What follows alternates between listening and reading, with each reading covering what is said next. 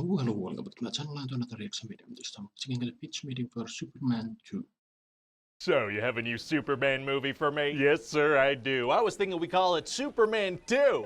No, I think it should have a different name than the first movie. Right, so then I would call it Superman and then the number 2. Now we're talking. So what happens in this thing? Well, I figure like all good sequels, we start this off with an 8-minute recap of the first movie using clips from the first movie. It seems kind of excessive. Well, sir, people need to remember that the Marlon Brando character sent Zod off into space in a rectangle. Actually, we can't use Marlon Brando in this one. Oh, dang it. Okay, well, we'll recap the first movie and pretend like that part happened entirely differently. Perfect. So what happens when the actual movie starts? Well, some frickin' terrorists are gonna blow up Paris with a hydrogen bomb, so Superman launches it into space. Seems like a lot to launch a whole city into space. No, he just launches the bomb. That's a better strategy, yeah, but the explosion frees Zod and his two best friends from their space rectangle. Oh, they were floating past Earth? What are the odds of that? 100%. There was no way I wasn't gonna write that. What a fun fact. So Zod and Ursa and Non land on the moon and kill a couple of astronauts there. Very impolite. And they find out about Earth, so they decide to head over there and rule. Oh, they want to rule Earth? They just seem to want to rule something. They don't really seem to care what it is. That's very open-minded of them. We need more of that kind of mentality, I guess. So on Earth, they have Superman-like powers, like super strength and flight and eye lasers. They're bulletproof. They can't be hurt. Only by snakes, sir. Only by snakes. What? So they fly over to Mount Rushmore and change those faces to their faces with a single laser zap each. What again? And meanwhile, Superman and Lois Lane are off in Niagara Falls working on a story. Okay. And while they're there, a child starts falling for several minutes, so Superman saves it. Nice. Thank God that kid was falling for so long. Yeah, but then Lois pieces together that Clark Kent is Superman, so she jumps into the rushing water to force him to save her. So he turns into Superman? No, he keeps pretending to be Clark, but he does laser a tree for her so she can save herself. How does he know she wouldn't bash her head on a rock or something? Well, we're not even halfway through the movie, sir. He knows that wouldn't happen now. Oh, this guy's reading the script. He's got all kinds of powers. Yeah, so Lois is like, geez, I guess you really aren't Superman. Wow, well, it's crazy the lengths he'll go to protect his secret identity. It sure is, sir. So in the very next scene, he falls into a fireplace and she figures out his secret identity. Oh, whoopsie. So now that she knows, he decides to fly her to the Fortress of Solitude for a nice little dinner. Oh, lovely. And then she says she's gonna go change into something more comfortable. Did they stop along the way to get her pajamas? I guess so. And meanwhile, Superman starts talking to a hologram of his mom, and she's like, hey, if you love a human, you must give up your powers. Why? Because she says he's gotta. But why, though? Because she said so. Well, okay, then. And she says the thing is, if he gives up his powers, there's no turning back. Jeez, I mean, that's an important thing to consider. You know, as Superman, he saves countless lives all the time. Yeah, for sure. But see, the thing is, he really wants to sleep with this woman from work. Understandable, yeah, that's a good counterpoint for sure. So he gets into this machine that takes away his powers and gives him normal civilian clothes. Oh, cool feature. So then Lois, who was madly in love with Superman, is like, wow, I can't believe you gave up being Superman for me. I guess that's romantic. So now they want hamburgers, so they start driving around looking for a spot. Did Superman have a car stored at the Fortress of Solitude? Sure seems that way. But then inside this diner, Superman gets beat up, and they see that Zod has taken over the country, so Clark is like, well, geez, I guess I better go get my powers back. Well, that's gonna be tough. His Hollow Mom said there was no going back. Actually, it's gonna be super easy. Barely an inconvenience. Oh, really? Yeah, he walks all the way back to the North Pole and finds a little green kryptonite thing, and so that settles that. He's all set. Oh, well, his Hollow Mom made it sound impossible to turn it back. Yeah, well, it wasn't. Oh, my God. Anyway, so meanwhile, Lex Luthor, remember from the first movie? He's from the first movie. Yeah, so he escapes from prison. How does he manage that? Well, he invented a little projector in his cell that shows an image of him, but the guards see that the light's still on in his cell after lights out, so he almost gets caught. Seems like he could have just turned off the lights and bought himself a lot more time. Yeah, well, he invents a projector instead. So he tells Zod that if he wants to find Superman, he needs to go to the Daily Planet and find Lois Lane. And what's in it for Lex Luthor? Ah, Australia.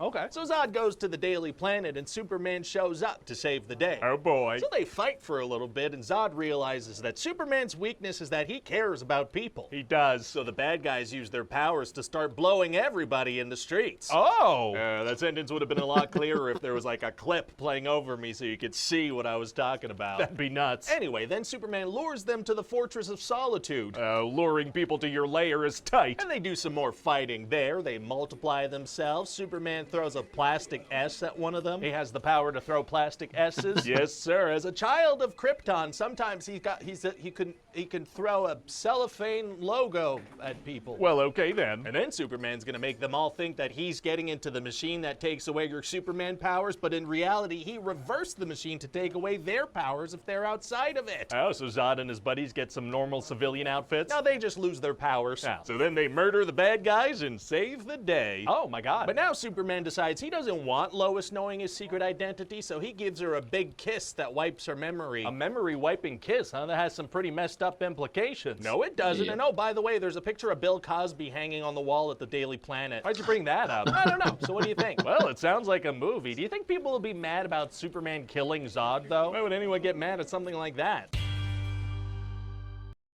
Yeah. Yeah, I mean, these days, a lot of the time when they talk about Superman, they mention how Christopher Reeve was the perfect Superman. But yeah, as we see in the Superman 2, he in fact kills the Zod and his companions, which is pretty messed up. And he, unlike in Man of Steel, where he lets out a scream after snapping Zod's neck, in Superman 2, he doesn't seem to mind at all. But yeah, so it's been a long time since I've seen this movie, and honestly forgot so many stuff, including the snake fighting one of the Kryptonians. That was weird. Haven't to check this movie again. But yeah, since we're getting pitch meetings to the old Superman movies, I can't wait till we get Superman 4. That's gonna be that's gonna be fun. But yeah, what do you guys think? Write your thoughts down below. Subscribe if you want, and I will see you in another video.